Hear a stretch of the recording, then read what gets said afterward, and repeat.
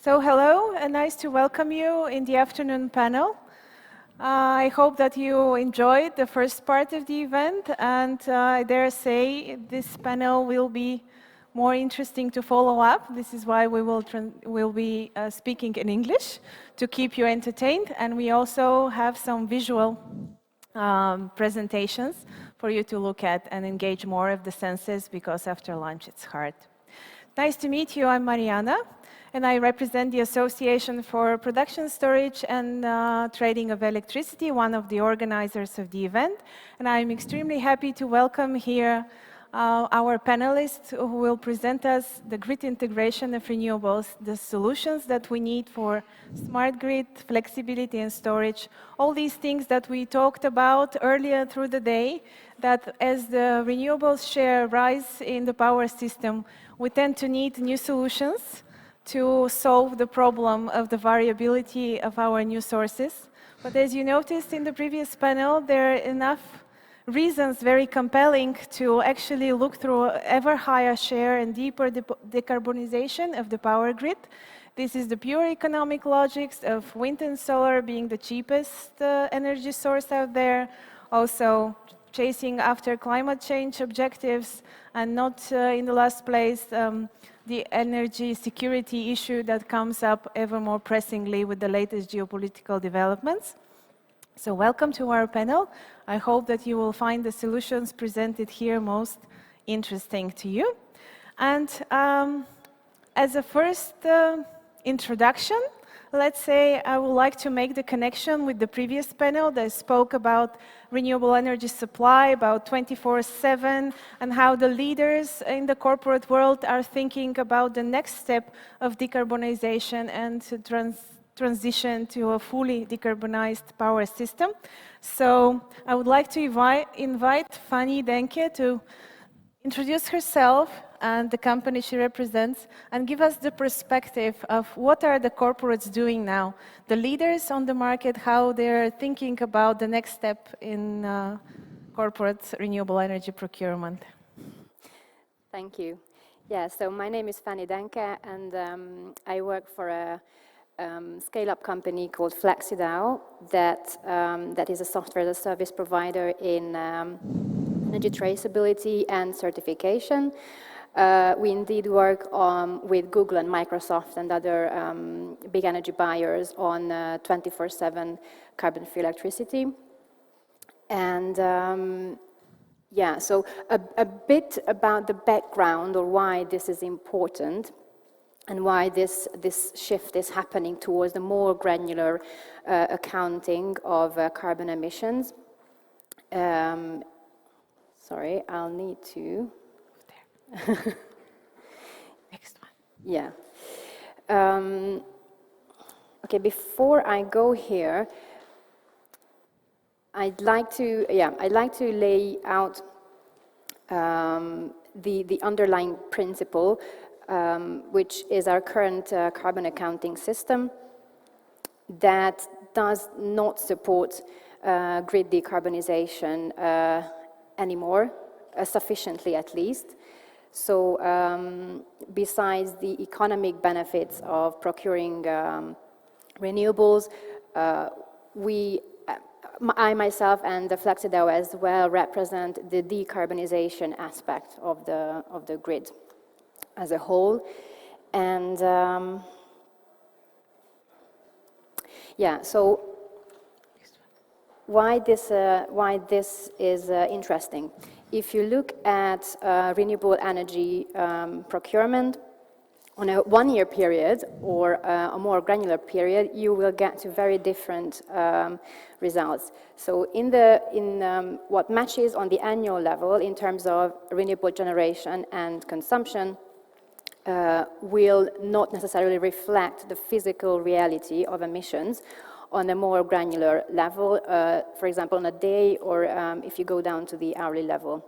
Then you will see this is the representation of a 24-hour period in terms of synchronicity of renewable generation and consumption.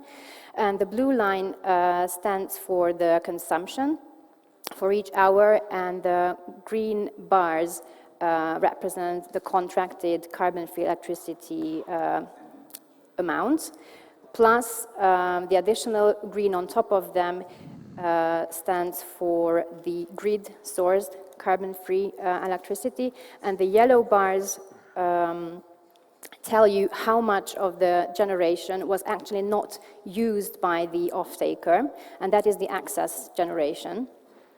So this tells you a lot more about actually what happens in terms of synchronicity. And the underlying principle that is now shifting from the currently used annual guarantees of origin is the time stamping of these certificates, which means that we break them down into 1 hour periods, and these will account for the true, this will give a more true to life and real basis for carbon accounting. And how this ties into our topic on the panel, the granular certificates will become a very powerful tool for incentivizing and promoting grid flexibility, low carbon and zero carbon new technologies, because they become a new commodity, very similar to the current energy attribute certificates, but more granular and with more information on the source, on the time of consumption, and a lot more details on the source. And these will provide price signals to the market as a new commodity, which will then incentivize, of course, the technologies that we will talk about. Flexibility that we need into the grid to actually move through this data flow. Actually, what impresses me is that here only we're not talking about power flows, we are talking about massive data flows, real-time data. So passing the ball to Mr. Dimitar Zarchev, who is also representing here the National Electricity System Operator, but also in his role of a board member of ENSTO-E. Maybe he will give us more light on what are the flexibility needs that ENSTO-E has identified already and on a European but also regional and national level. Well, thank you very much for this introduction and also for the presentation that gave us the insight how the people are already looking at the renewable energy, how they are ready to purchase it, to prove that it's green and so on. But how it looks like on the side of the system operators? Well, this is how it looks like, Europe in 2050, let's say.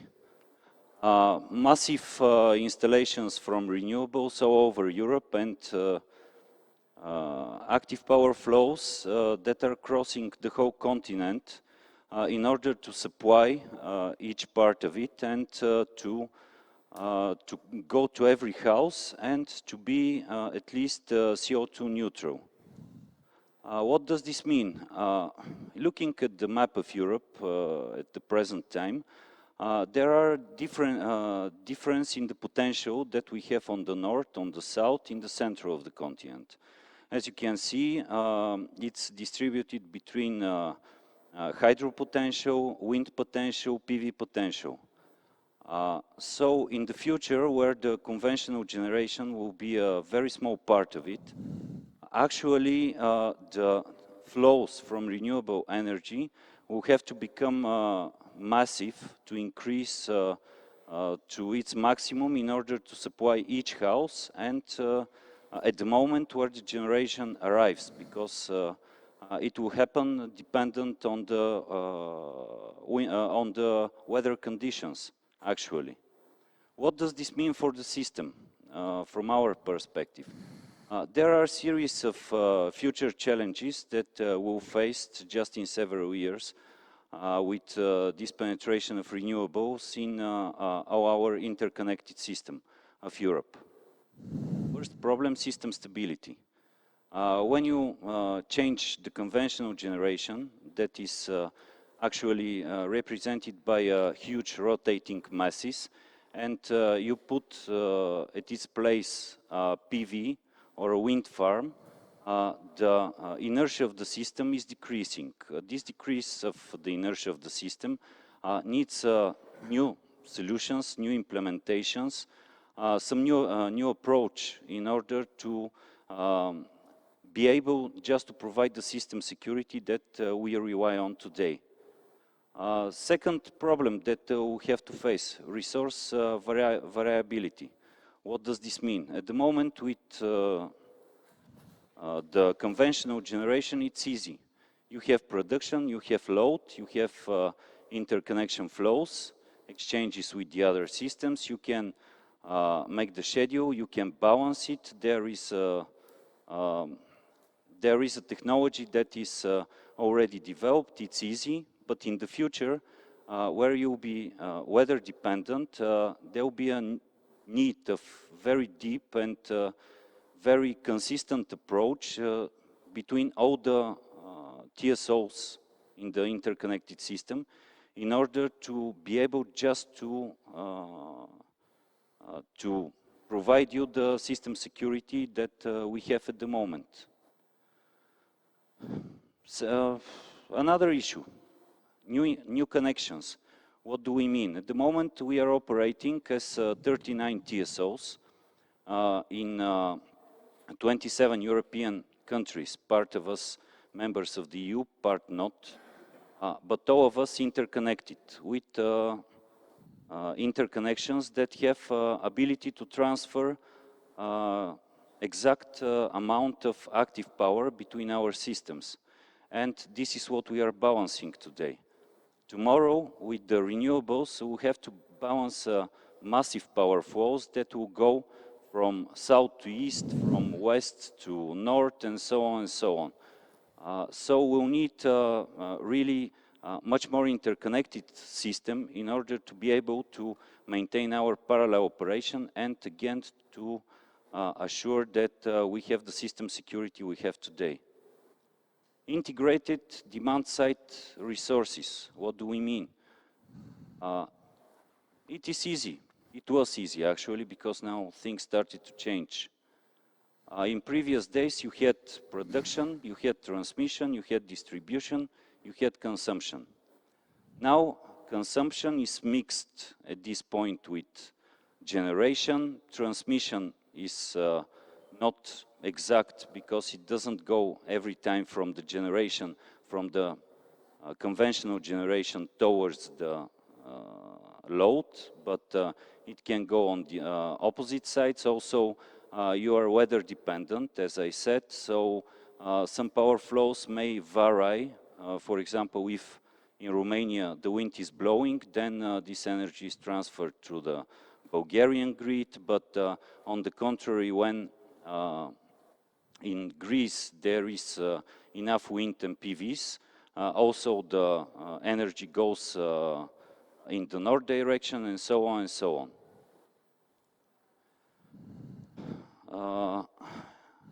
Empowering consumers and managing data.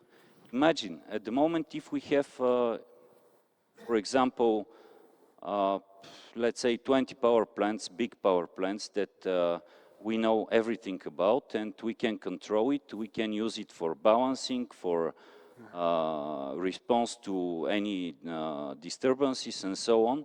In the future, this will be just divided between various small producers that from time to time becomes consumers. So this modern word I would use, prosumers. This just asks for a huge amount of data that needs to be transferred between the producers, the consumers, and the operators in order the regime of the network to be consistent and to be secured. And finally, unlocking flexibility. So this leads us to the next slide, which is the key drivers and major trends in the power system towards 2030. What we have to do and what we have to do today in order in 2030 with all these questions that are coming from potential investors for renewables, for us to be able to guarantee the system security and towards, of course, the security of supply, because if we don't act today, tomorrow it might become an issue, and a very serious one. So, what I mean, distributed flexibilities.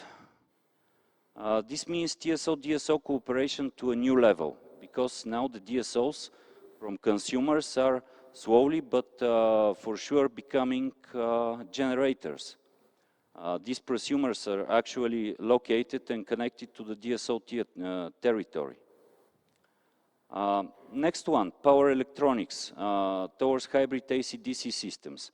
I told you that the system stability and also the system inertia are very dependent from the type of generation that is generating the power in the system. And more and more PVs that we'll have in the future will lead us to new and sophisticated solutions regarding the power electronics in order to meet the demands of the conventional generation, not only by means of active power flows and reaction to disturbances, but also to system stability, to artificial inertia, to right fault-through capabilities, and so on and so on. Markets and physics, my favorite subject. Seamlessly integrated. How do we do it? Times with severe scarcities and times with severe surpluses. What do we do? So we must have, this comes the flexibility of the market. A real new market approach which will lead us to a real flexible system where on a very small market time units we'll be able to trade this energy and to balance the grid in order to achieve again the system security. That is our main task as TSOs. Wind generation and interconnections in the seas, offshore grids, a huge topic. There are intentions for 300 gigawatts of offshore wind generation on the north and a huge amount of PVs on the south. So you can imagine that a new approach for the system operators, not only by matter of interconnection, but only as a matter of operation, needs to be implemented in order to be able to transfer this energy from the place where it's generated to the place where it's needed to be consumed. And this leads us to, of course, energy system integration beyond power. What do we mean? We mean that actually from this year we started in the next 10-year net development plan, there will be an integrated approach, where also, except for the development of the electrical networks, there will be a parts with development of the gas pipe network and also hydrogen networks. Because these surpluses and these scarcities that we'll face in the future will have to be controlled and balanced, and it cannot be done only by balancing the load and the generation, but also by storing the energy in different ways. That's why integrated approach will be used from now on in all the European modeling in order to facilitate and to make use of all this energy that is renewable energy that is coming.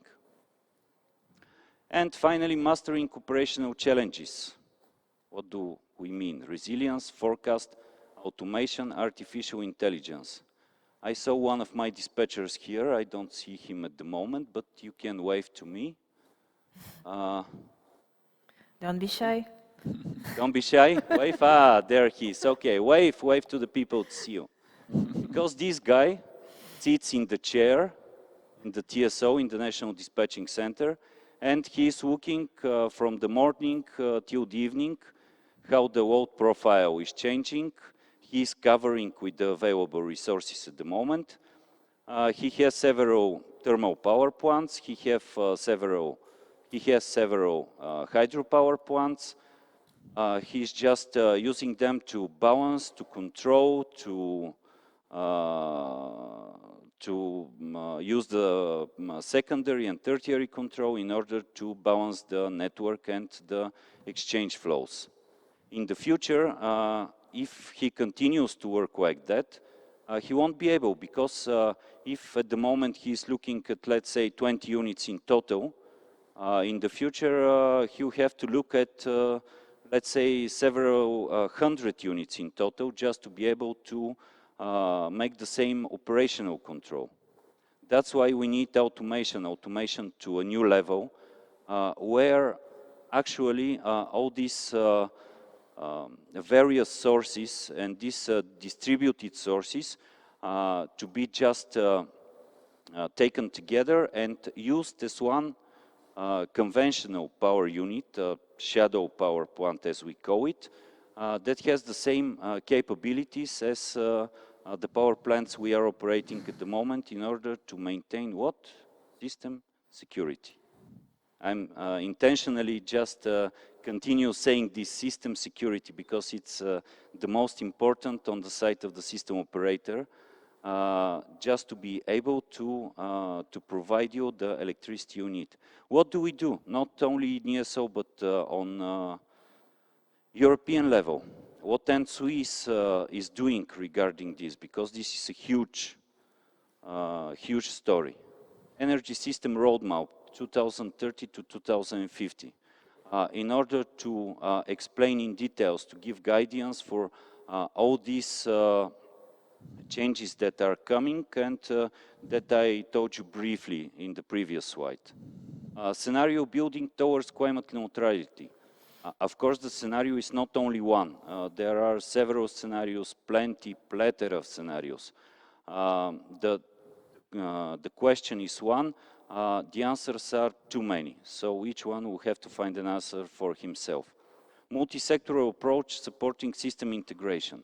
I told you already, we are working together with ENSTO-G and also with the new entities that introduce the hydrogen networks and so on and so on.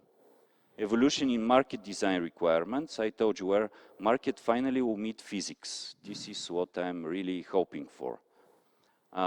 Also, active customer and TSO-DSO interface.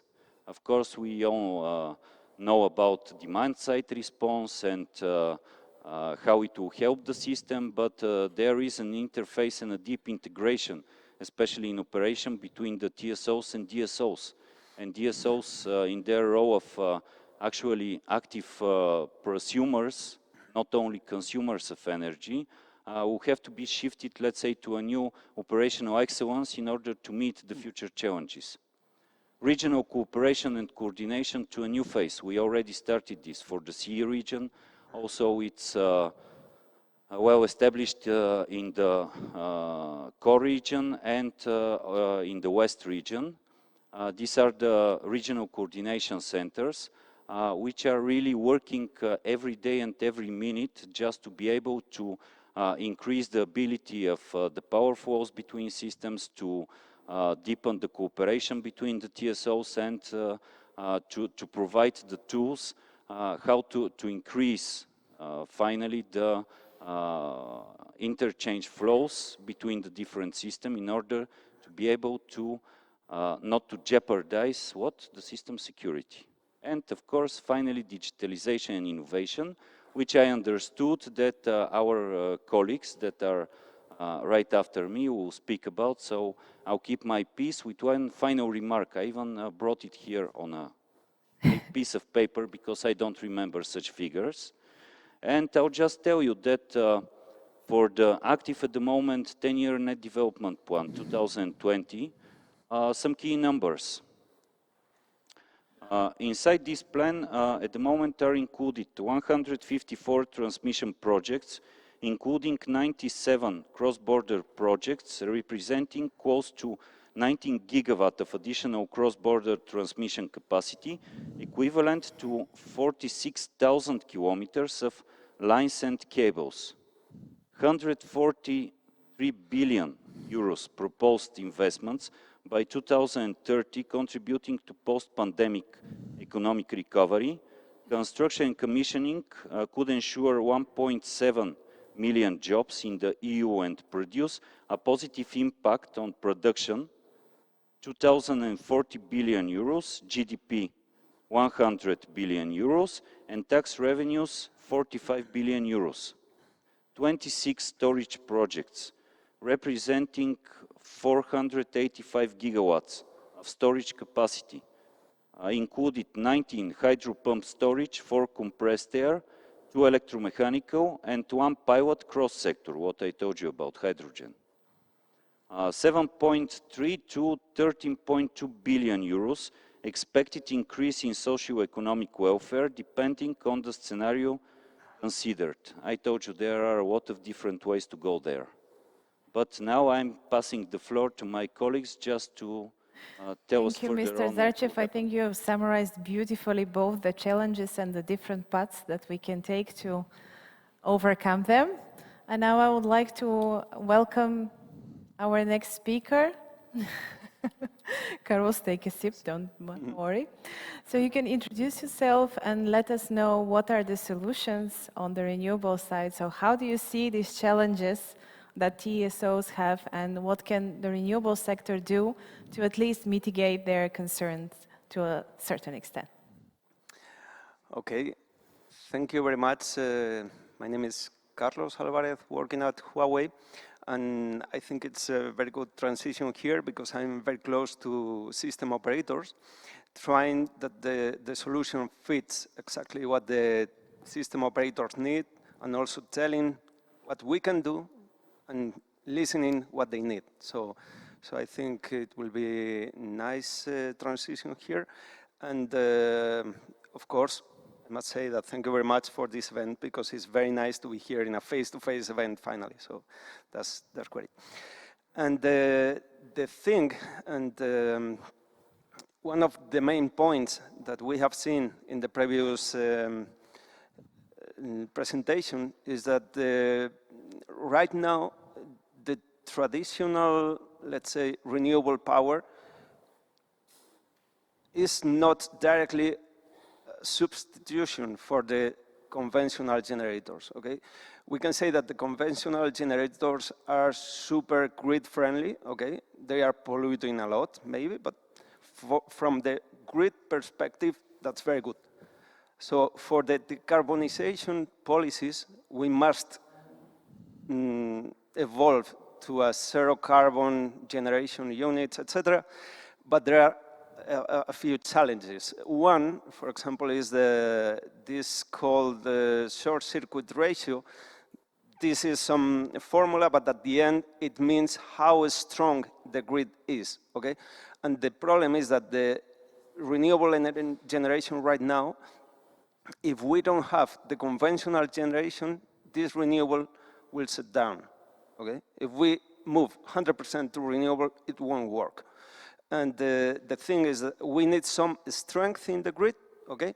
And this number means the higher, the better, okay? So if we have a short circuit ratio very high, that's good and everything will work. But this is some dynamic parameter because the short circuit ratio or the strength of the grid will be higher, and is the red line here, okay? Will be higher when the renewable is not so much, the penetration is low, but when the penetration is high, for example, in the noon with a lot of PV, the strength will decrease, and then the stability can be lost, okay? That's the thing. And right now, because of these decarbonization policies, the penetration, we can see here in the horizontal axis, the penetration should be higher and higher, and with this, the strength of the grid will be weaker and weaker, okay? And we can see, for example, in Mexico, we can see in 2020, here in this point, and we can see it again in 2025 with a very weaker grid compared with today's, okay? So we need to do something about that, and the solution is to provide some functionalities that can cover the gap that occurs when we are shutting down conventional generation. So how to do that? Here it's important this, for example, the communication with the system operators and with the customers, etc., because there are many people thinking that, for example, the conventional PV plant cannot deliver reactive power. That's basic at this. It's basic, I mean, not in the normal world, but in this small world about grid, this is normal, okay? So we need to tell, and Huawei, for example, has invested a lot in communication process and everything, and this voltage control, maybe for you is really interesting, that can be done very, very fast. And we are talking here about a real experiment that I did in Spain with a 40 megawatt PV plant. And the plant has near 300 inverters, and everything works as a unit, and it has a huge development behind, of course, but finally the response in the point of connection was in quarter a second, so it's very fast. So if we are so fast, for example, we can emulate the synchronous generation, okay? This is one point. So if we can come closer to the synchronous generation, that will be good for the grids. Otherwise, the decarbonization will not be possible, okay? I mean, the 100% decarbonize. So right now, this is for voltage control. We have also for frequency control. We have other solutions. For example, in this oscillation, we have seen in the previous slides about north, south, east, or east to west. There are some oscillations. And we can provide also a power oscillation damping for compensating the functionality we have lost in synchronous generation. That is the PSS, right? The power system stabilizer. So we have to offer right now certain capabilities, and that will ease the penetration of renewables, but still in the limit, we need to do something else. And where is the limit? For example, in certain regions of China in which the renewable resource is very good, but there is no load, the penetration of renewables right now is very high. And the grid becomes very, very weak. Also, I have seen it in Latin America, for example. The grid in some cases in Latin America is very, very weak, and these systems will not work, okay, in the extreme. I never saw that in Europe, of course, because we are very far away from the limit. But in some regions today, we have seen some issues there. So we need to move forward, and this is the last slide, okay? And there are things, I will try to explain this, seems a little bit complicated, but the overall, I think everyone will see that these oscillations are not good, and this smooth behavior is good, okay? It's not needed to understand what is happening, but you see this is not good, and this is.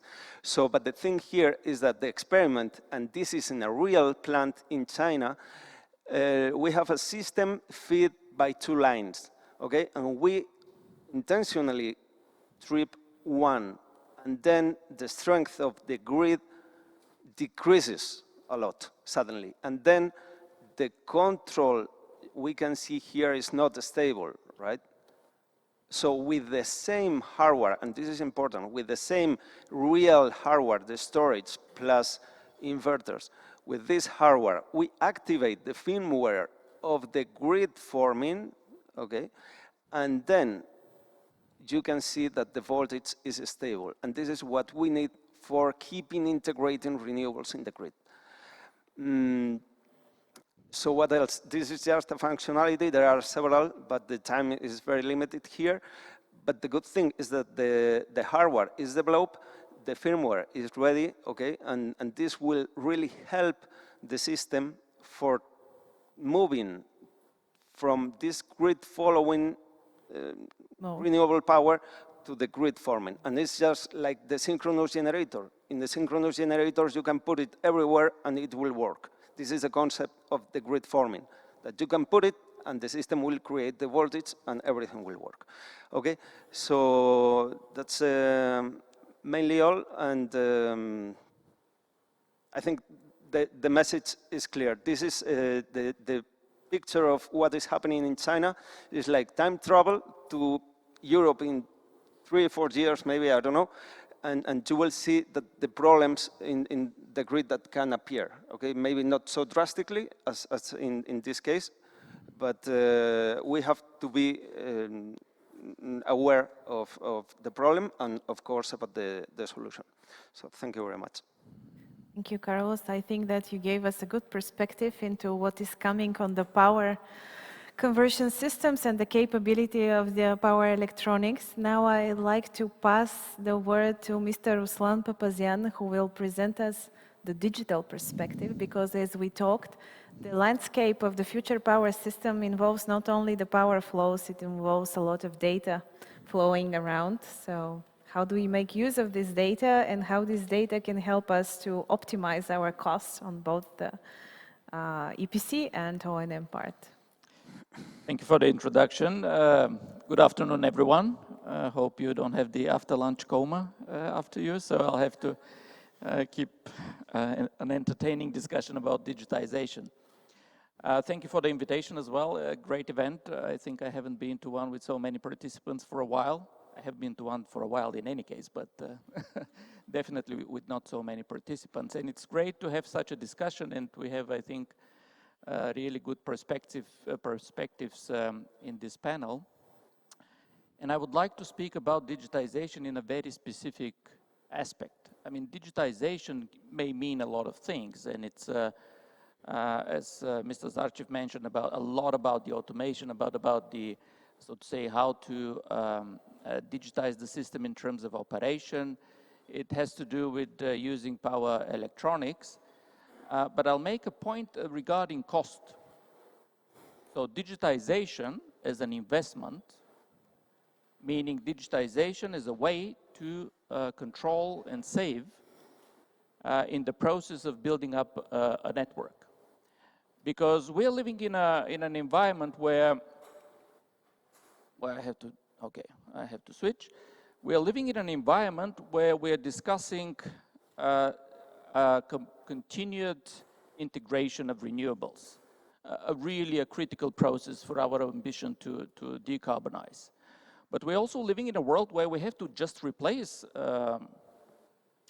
assets, let's put it like this generally, energy assets. Why? Because as a society, if we want to reach these targets that we have, in principle, we would like to double the use of electricity. So, and that's a challenge. It's probably a good challenge, but it's a challenge to double the use of electricity. At the same time, we have a system, especially in the developed grids, such as Bulgaria, we have assets which are, some estimates say from the International Energy Agencies, that we have assets, quarter of the assets, which are above 30 years old. Now, I'm painting a picture where we both would like to increase the use of electricity, doubling it, and then we would also like to replace some old assets. And that all means that we are really in a stage where we have to plan for a lot of buildup. And this buildup needs to be very efficient, and this is where digitization comes in. The way to build and create digital twins of our assets during this construction period will make sure that we're in a position to optimize the cost. Before anything saying about the promise of optimizing cost, I will explain what you see in the picture. Now, or the figure here, see? So, what you see here, this is a representation, this is a McKinsey scenario for net zero development of the grid.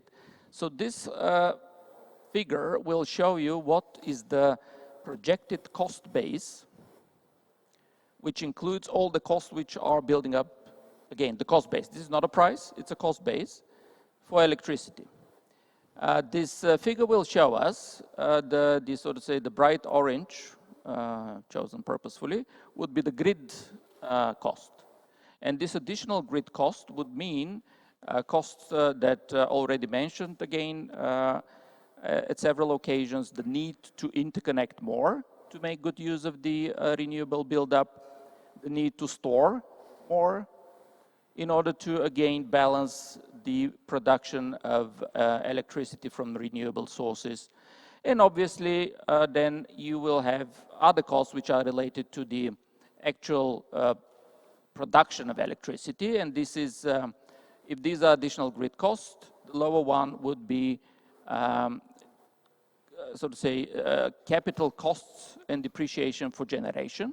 So you see it's, there is a bump, of course, if we're planning to introduce more. But you also see that there is a decline in the operating costs, generation operating costs. Why? Because we are planning for renewables. So, I mean, this will bring down. So, I mean, apart from the fact that probably the not so positive message is that we see an increase of 25% of the cost in the coming decades. And here I have to note, it's, I mean, we have been discussing earlier that no one would like to commit for a long term, and here I think the team of McKinsey has done a great job to show us the future until 2100. But it's, without quoting here a very concrete number, it's just a representation of what we can expect in terms of cost development. Why? Because again, we have to build a lot of grid capacity. And we need to build it first because we need to replace, and second because we would like to integrate more renewables. And it's a good news in a sense because, I mean, if you're looking at 25% increase of the cost, while having an ambition of doubling the energy usage, the electrical energy usage, I think it's a pretty efficient way to do that. If we only need to, so to say, increase by 25%. Not to mention that energy efficiency measures would affect the final consumption cost, meaning that you can, in effect, probably also compensate. So my point being is, and the picture I've painted is, there is a lot of build-up to be done. And I'm just stating the message that in order to do this build-up, you have to follow it digitally. There are ways to do that. There are tools to do that. You can follow up. You can real-time make digitization of the process of build-up, and that is in a position to save you 10% plus of the total cost of the CapEx. I'll stop here and thank again. Thank you too for this perspective. I think it's important to always keep in mind that when you talk about the new power system, we always talk about power and digitalization, because data will flow two directions, and it's very important to know that we can marry the two of it. But now I'd like to invite Julian, and he will give us the perspective of a very large manufacturer of storage capacities, and he will give us also study cases and information of how storage comes into the picture, what value it gives to the system, and what value it can give to developers and renewable energy as well. Yeah, Take the floor, Julian. Thank you, Mariyna, and thanks for the fellow panelists of painting a really good picture. If I leave you with three messages, so this is, you know, my present to you, three messages, and then you can switch off and get a coffee. Storage enables renewable deployment, so it enables decarbonization. Storage increases resiliency and energy security, and storage reduces the cost of operating and running and maintaining the energy system. So this, if you forget everything else, that's the three messages you need to take away. Now, why can we talk about this? I think the core message is that also battery energy storage is not a new, unique technology. It's a technology that's deployed, that's economically proven, technologically successful already in solving the challenges of the future grid. And we can talk about this because at Fluence, we've already deployed or are constructing over 4 gigawatts of battery energy storage across the world. We've been active since 2008 in this market, even though we were formed only in 2018. There are two parent organizations, AES and Siemens, so really driving that deployment of storage. So let me just illustrate the three pieces that I talked about. Right? Just to remind you, I talked about how energy storage reduces the cost of operating the system. In one really obvious place, and that's where we've seen storage deployed across markets in Europe, but also globally, is to provide frequency regulation. And in particular, very fast responding frequency regulation, much faster than any other resource, which, as our colleagues from the TSO and from the dispatch room will explain, actually means you have less need, so you have less requirement for frequency regulation in total, and you can stop any deviation much quicker and in such maintain system stability. And storage can do so faster and more cost effectively, as proven by assets, for example, in Ireland, where we've deployed the fastest responding battery storage assets that respond within 150 milliseconds automatically to frequency deviation on the Irish grid. The other piece that I mentioned is about how storage enables renewables. And I think in particular in light of the recovery and resiliency plan and the solar plus storage tenders planned in Bulgaria, it's understanding how storage can help shift electricity generation from solar plants into the evening hours. But on top of that, actually provides additional and greater grid services, as we also saw from Carlos's presentation, to help maintain the stability of the grid, to reduce ramp rate, and provide a lot of additional services on top of shifting that solar generation away from the time of the day when there's over-generation into the evening peak, and as such, increasing the amount of renewables that can be deployed, but also, of course, decreasing the cost of electricity to the consumer. And finally, energy storage helps make our grid more resilient. And I'm really grateful for the great presentation from Dimitar earlier, because you talked about the future challenges. And this is kind of, you set the scene for me, because this is exactly what we talk about all the time when we're looking at storage on the transmission grid, and actually acting as a virtual transmission asset. And this is really an emerging core use case. And here's already a great example, and this is really one of the absolute flagship projects, not just in Europe, but in the world, of how storage can support the transmission grid. This is in Lithuania, where there's already a pilot operational. You can actually see it here. So that's the, oh no, sorry, wrong button. There we go. So you can see here, you can see the pilot project. It's a 1 megawatt pilot. And right now we're building a 200 megawatt portfolio. So it's 4 50 megawatt projects across Lithuania to support Litgrid, the Lithuanian TSO, initially to provide grid resiliency, ensure stable operation of the grid today, manage congestion, but also help with the synchronization of the Lithuanian grid with the European grid as they're decoupling from the Russian grid. But also in the future, this 200 megawatt portfolio will provide a range of services from voltage control, reserves, as I said, support the synchronization of the grid, but also provide, again, congestion relief and frequency regulation. So really innovative way of deploying storage to manage some of the challenges the system operators face in this context, but also across European countries and in Bulgaria, but also doing that so in a digital way, actually coming back to the point around digitization, because this is all, in most cases, utilizing our software, responding automatically to the signals from the TSO, and therefore does not need any of the manual dispatch that we're used to. And also, I think the other piece that I want to just highlight is actually we're moving to mega projects. Storage is not a new technology. Storage is very much a proven technology. We're deploying 100 megawatt projects, 400 megawatt hour projects in the US, portfolios of more than 150 megawatt in Ireland, single projects that are much beyond 600 megawatt hours in Chile already. So really about enabling the energy transition across the world and across different markets with big projects. But then here's the interesting thing, and I think this is very relevant for the Bulgarian context, because when we're looking at the recovery and resiliency plan, right, we're looking at potentially 6 gigawatt hours for one of them, and the other one, I think it's 1.7 gigawatt hours.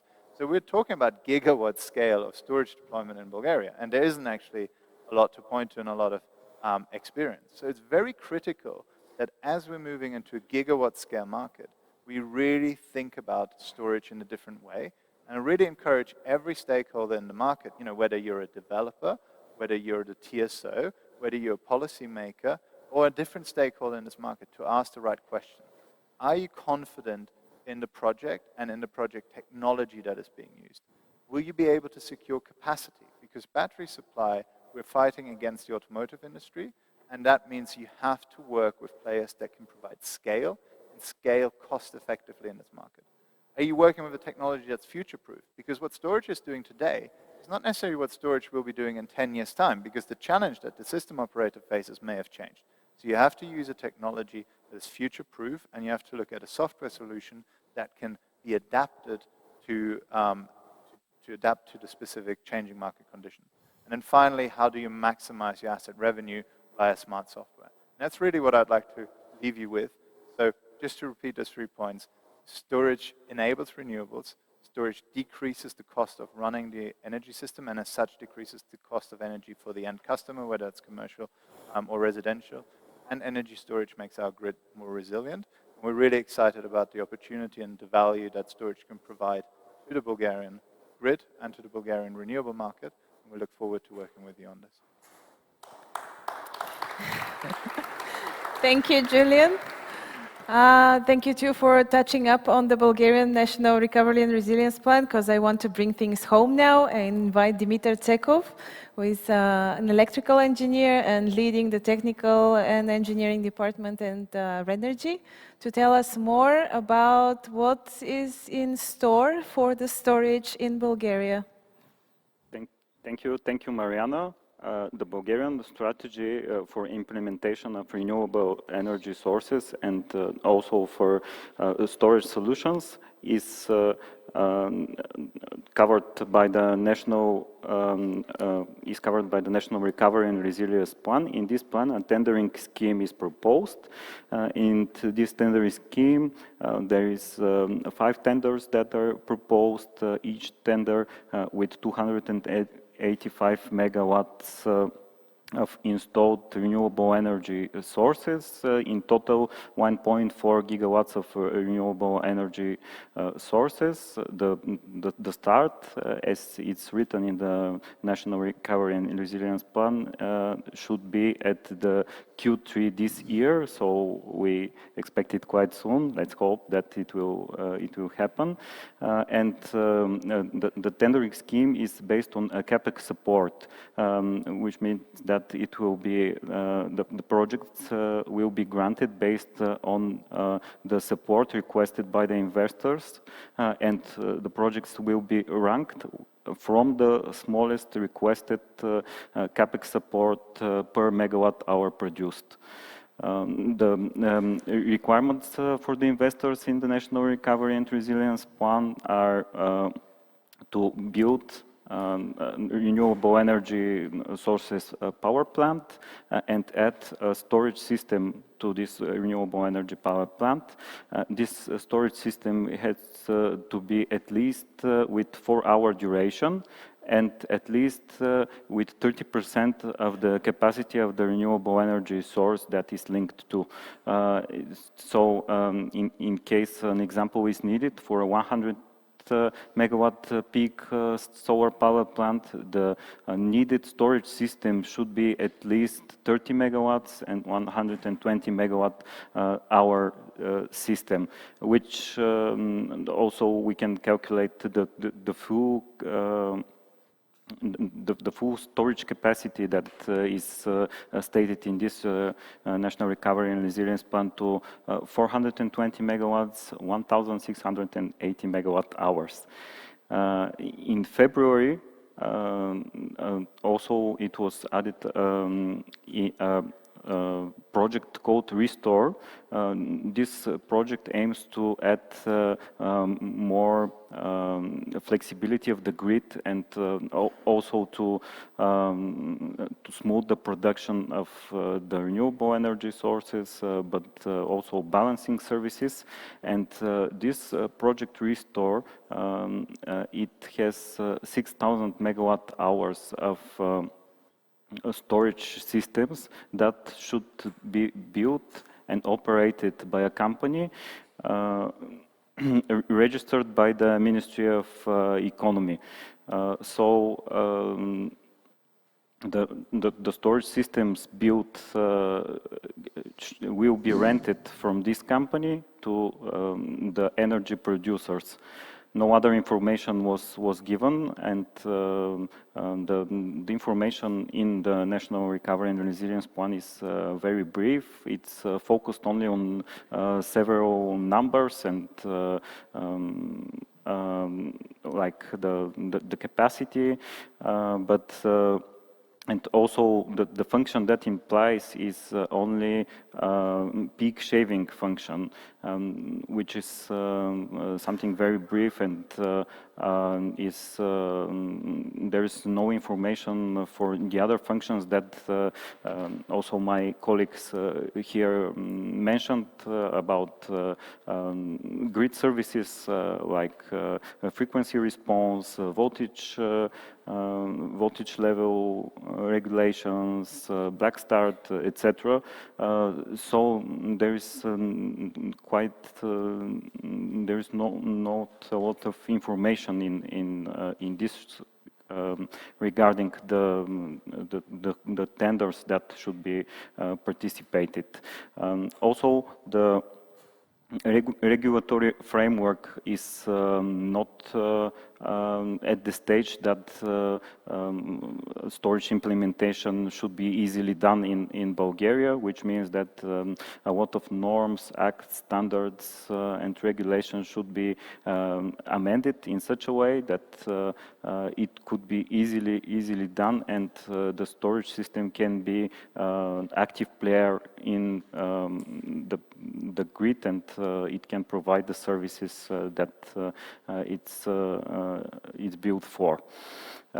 However, although the information is not a lot in these national recovery and resilience plans, a lot of investors have already been attracted, and we see that projects from several megawatt hours to hundreds of megawatt hours have already been started in the planning stage, which is very good. But as I said, the lack of information and the tendering schemes is something that holds these projects, because this CapEx support is still needed for a project to be valuable and bankable. And in order for a project to be planned and executed in a way, we have to know. Mariyna, can you give me the? Thank you. You moved? No. Okay, sorry. So, in order to plan such a project, you need to know the use case for such a storage system. You need to plan it in advance and to know what will be the requirements, restrictions of such a storage system, whether it will be for peak shaving only, or energy shifting, or grid services. And the other thing that you have to also take into account when you plan such a system is the duty cycle of the system, which means that you need to know the exact schedule of the system daily. Like we would be for 1 or 2 cycles, what will be the date of discharge of this system, for what period, etc. And of course, this information is also valuable in order to understand and to choose what will be the best system design, whether it means that you can use an AC coupled system or DC coupled system, each one of them with its pros and cons. Like the AC coupled system has a little bit more capex expenses, also more losses, but it can, for example, charge when from the grid when the storage, when the PV plant is still producing. Compared to the DC coupled system, which cannot provide grid services, but has a reasonable lower price and also lower losses compared to the AC coupled system. Maybe. So in other words, we have big plans but little detail to offer. Exactly. So before I open the floor to questions from the audience, I have 2 more to the participants themselves. As we saw today, we spent the whole world, from Europe, from China to Chile, on different case studies. And what I'm interested to hear about this grid forming technology, Carlos, when do you think this will be standard on the market, and when can we expect it like being offered more and more, considered for projects here as well? Okay, so about this, I can say that it's already working, but you said commercially, right? So it will be commercially available before middle of next year. And about how it will be implemented widely in the grids in the world. So right now, I have talked to many TSO in the world, mostly in Spain and Latin America. And I think it's a very good initiative that they ask directly Huawei and other main suppliers about the capabilities we can offer and how we can offer it and everything, because this is an important thing. They need to model it. They need to understand how it works, etc. Right now, the solution is the short-term solution is to install a synchronous capacitor to strengthen the grid, because it's very well known and the model is quite simple. But this is in meantime, since they will understand how to model the new grid forming capability. So I think commercially will be available in a few months until before end of next year. But to be widely implemented, maybe it will take some years. Yes, maybe a couple of years, more or less. The good thing and final message is that the hardware will be the same, at least in Huawei. So if you buy storage and power converters, it will be the same for traditional solution to grid forming solution, and that's good. The only change is in the control. Sorry, may I intervene for this? Yes, I understand fully the problem. Imagine that my left hand is Spain and my right hand is Turkey, right? This is a low frequency oscillation. See how the water is going from Turkey to Spain and backwards. So this is why the PSS tuning parameters are synchronized all over Europe. That is why the TSOs need to understand how this replacement of conventional generation with these inverters with great forming capabilities will act, because it might happen like this, and then eventually I'll just lose the water or lose the network. So this is, let's say, a practical joke on my side, but actually showing how this thing is working. And this is our job, system security, you see? So this is on my side, just as a remark. So we'll see in the future, but really it's quite interesting. Thanks for this. You can already see it in a smaller context. There's already island microgrids deployed with grid forming capability. I mean, we're operating several assets on Portuguese islands that have that capability already. There's tenders all over Europe that require grid forming capability, so I think we're moving there. Yes, small networks doesn't have these problems with low frequency oscillations. The bigger the network becomes, the smaller the oscillations are becoming. And also, because I listened carefully to your presentation, I would like just to remind that there is one small problem with these so-called LER, or limited energy reservoirs, that are quite well explained in the European legislation regarding the electricity. And also at the moment, they need to be combined with some, let's say, long-lasting assets that can provide ancillary services in order for long-lasting deviations or faults and disturbances that are lasting more than, let's say, 15 minutes or half an hour and so on, to be covered by these providers of ancillary services. So this is also one good theme and let's say one good topic on which the development can take place in the future.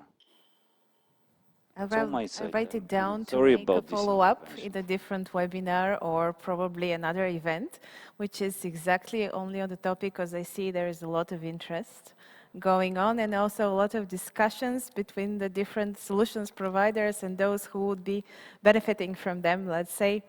Is there anyone from the audience who want to ask questions?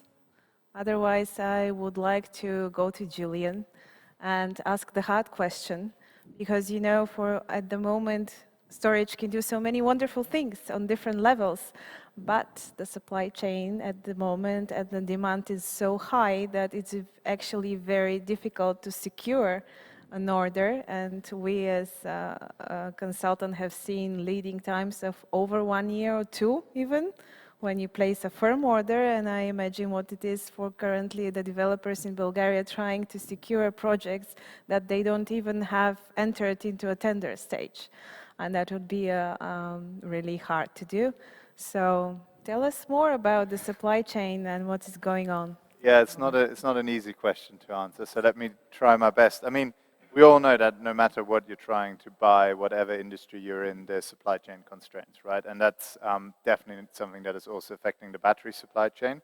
I think what's also important to recognize is that in the battery supply chain, it's not just in the stationary storage sector, but actually there's a much bigger part of the market, which is the automotive industry. If you're looking at how much demand from lithium-ion batteries is going into automotive, it's close to 90%. So that just shows you that ultimately that scale is driving a lot of the market. But fundamentally, what we're also seeing is that there's ample supply. It's like we don't have a significant supply constraint. There's actually plenty of supply, but the cost is the issue, because it's all about the raw materials that are going into the batteries, and every single raw material from lithium carbonate to copper to cobalt is going up in price, and that is certainly impacting battery supply too. The other thing is it's all about capacity commitments and scale.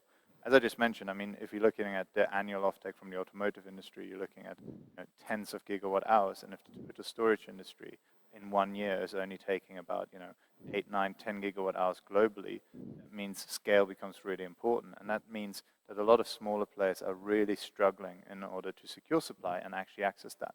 While larger players like Fluence, we're in a position we're deploying storage assets across countries globally. We're locked into long-term capacity commitments from tier 1 suppliers out to 2026.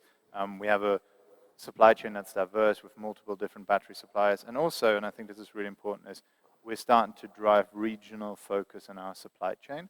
And I think that's really the way forward, especially in Europe, and driving more regionalization within the European supply chain. Fluence, we have a partnership with Northvolt, who's the leading battery manufacturer in Europe.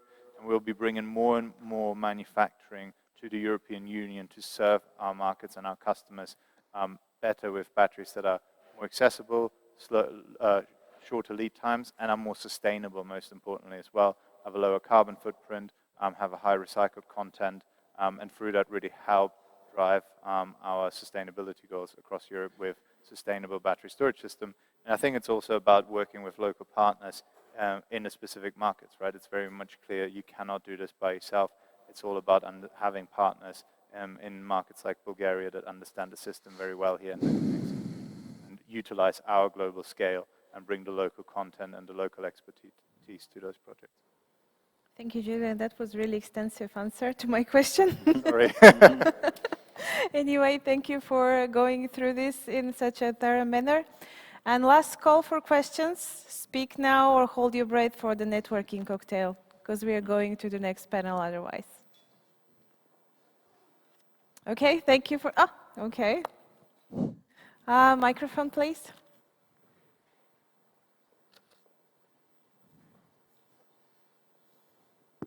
Sorry, I thought you meant me, but please.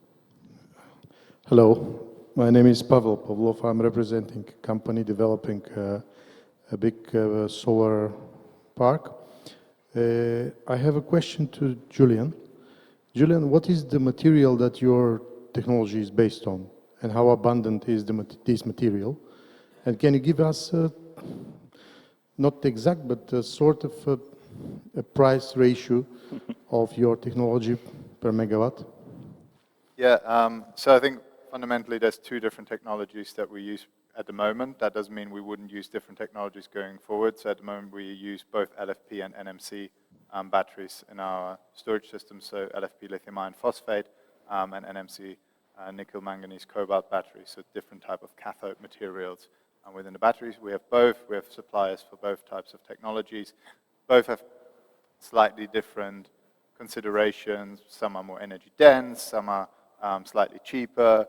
They have impact on the overall system design. Some are more suited to high power applications, others are more suited for energy shifting. So there's a lot of considerations, and that's really where we try to provide a technology agnostic approach to provide the best solution for the market and for our customers. I mean, price points are it really depends. It depends on what technology you're using. It depends on what duration your system is. But let's say, you know, ballpark on what you might be looking at for full turnkey CapEx project, roughly, depending on duration, you might be looking at anywhere between kind of 700,000 to 1 million per megawatt. But again, depends. Like a shorter duration system will be lower cost on the lower end. A longer duration system will be on the higher end. And of course, it depends on the complexity of the project, the site work, the development work, land cost. But roughly, that's what a project would cost you. Okay, thank you. And I have a question to Mr. Zarchev. So obviously we've had discussions in the past as well, and I found your elaboration really interesting and obviously very well informed by the reality of operating a transmission system. And I assume this is also partly the discussion at ENSTO-E level at least. So what is the way forward?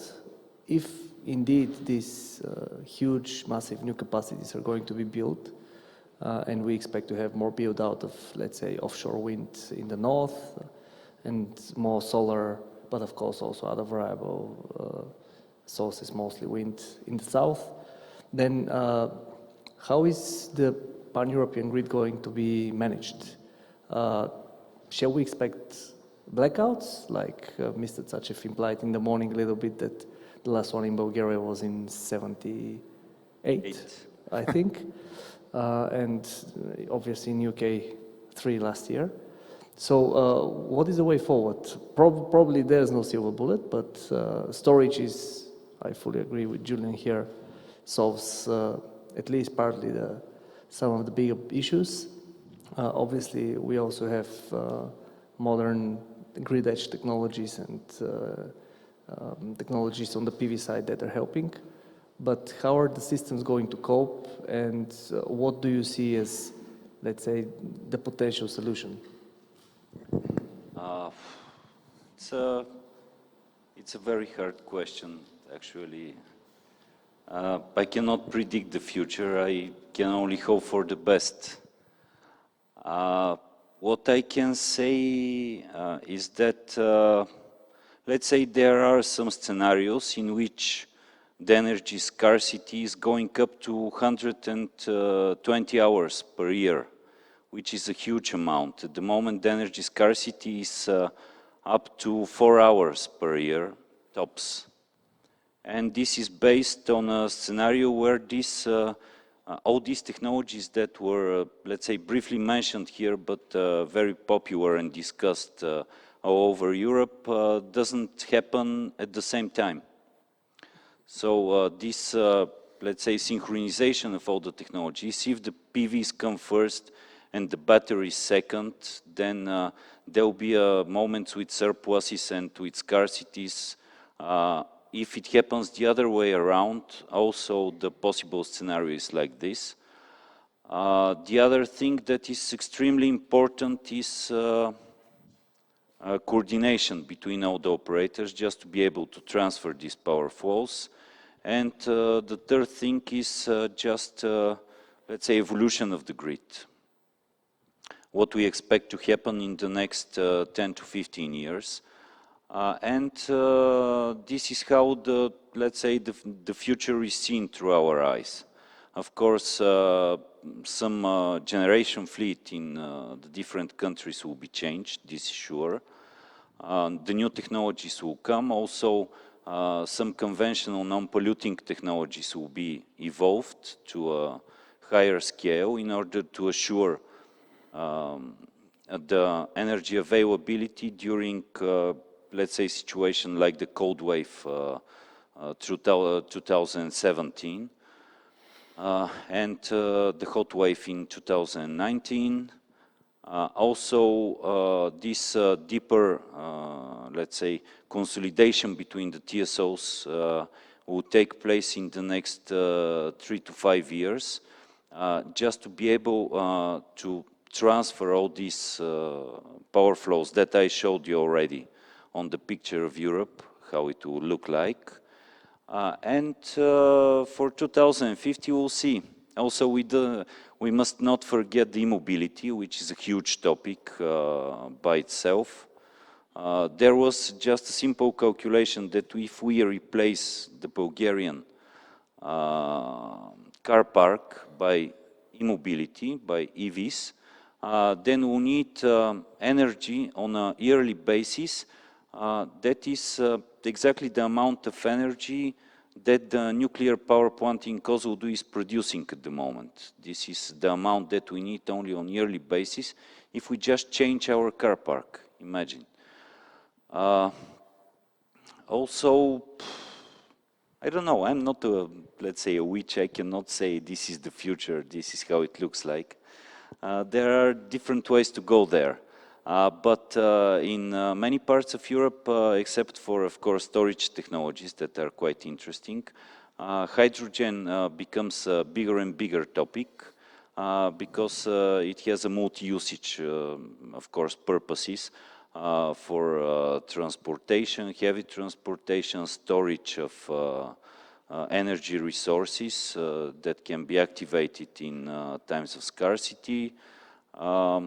These networks are, let's say, at the moment communicated, and probably in the future they'll be developed, and the future is quite near. Of course, this offshore wind. Offshore wind is a huge topic at the moment because in the North Sea and the Baltic Sea, for example, the availability of the wind is roughly 6,000 hours per year. You can imagine the possibility for production there. Also, there are a lot of investments that will be done, and some of them are actually taking place at the moment, for creation of artificial islands that will actually concentrate all the production of this wind. And they are becoming new interconnection points between the TSOs, which leads to, of course, sorry about this, many changes in the legislation on European level that are now discussed. And I can tell you that at the moment, roughly 8 regulations in the electricity sector are under development in order to meet these new scenarios that we are discussing at the moment. But in the future, I see less and less conventional and more, let's say, renewables, with some evolution, of course, of non-polluting conventional technologies, and big, maybe even huge involvement of the demand response side and the DSOs. If Mariyna would allow a very quick final question. So Ukraine... No. Just very quickly. Ukraine was, for a long period of time, not able to, or willing perhaps, to become part of the European grid. Now that happened very quickly because of the war. What is the situation with Turkey and ENSTO-E? So how is this evolving? It's actually not a Ukraine, answer, Turkey? No, because both countries are neighboring and they were not necessarily in a close or a close part of the European grid. Now Ukraine is, because of a bad reason, obviously. But do you see Turkey also coming closer and aligning its grids with... Yes, for sure. There are some... Turkey is a huge system, very widely connected to the continental Europe synchronous area, because it has only 3 power lines, which actually limits the ability of transport of electricity from Turkey to continental Europe and backwards from continental Europe to Turkey. But there are some projects in the future, this interface to be strengthened, and also Turkey will play a role in, especially in the region, when there is a possibility for increase of the exchanges between Turkey and continental Europe synchronous area. Of course, there are, when market meets physics, right? There are problems purely on a market and legislational level there. So how long it will take, I cannot say. In the case of Ukraine, they're, let's say, more flexible, but there is a war going on there. Although the Ukrainians are acting very fast and very good, very professional, let's say, for this on this side, and both Turkey and Ukraine they have so-called observer membership status, which means that they are applying all the technical criteria. So they are part of the interconnected network, and they have to obey to the same technical rules that we are obeying. And there are some differences that are connected with the exceptions based on the legislation of non-European countries against European countries, as you can imagine, because part of the legislation that is obligatory for us is and that is based for our, let's say, open market and transmission of these power flows all over Europe, is just a recommendation for them, not jeopardizing the technical stability of the operation of the interconnected synchronous operation. So in the future we'll see how it will go. It's a very complicated process. Can I add something there, just very briefly? Sorry, Mariyna. Just very briefly. You can apologize to the next moderator. Synchronization in Ukraine has also shown some of the challenges, as you very nicely explained with the water bottle. I might steal that, by the way, because that's a very simple way. But you know, the power oscillations that we're seeing on the Ukrainian border are actually quite severe. But actually, everyone's looking at storage as a potential solution there, because it can be deployed a lot quicker than traditional solutions to that, right? And that could be based in Ukraine, it could be based the other side of the border in Poland, for example. Same issue we're seeing in the Baltics as they're synchronizing with the European grid in not such a fast way, in a much more orderly fashion. But again, storage is being deployed there to actually overcome those challenges and make sure that your water doesn't start going like this in the bottle. And I think that is something that's really critical to think about as we're bringing in more grids into a synchronized area, that we think about new solutions to enable that. There is not only one way to go there. I told you in the beginning. There are various ways to go there.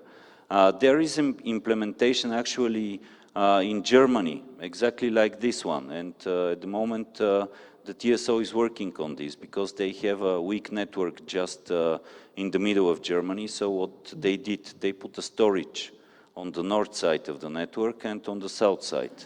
And they're just filling in and just letting the energy from the other one, just relieving the tension on the line.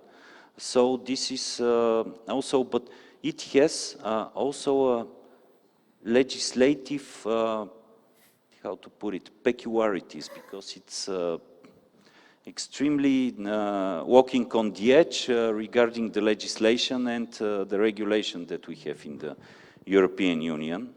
It's quite interesting. It's, my colleague explained it to me. He's also a member of the board from Amprion. So yes, there are different ways, and we are all hoping for the best. Because tomorrow we have promised to be carbon neutral, right? So I will use this as our closing line, because we are already into the time of the next panel.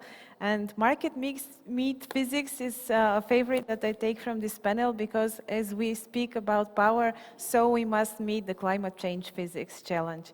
And our next panel will speak a little bit about the regional integration and the perspectives we see in the region. Thank you all. It was a nice discussion. I was really happy to moderate it, and I hope that you have enjoyed.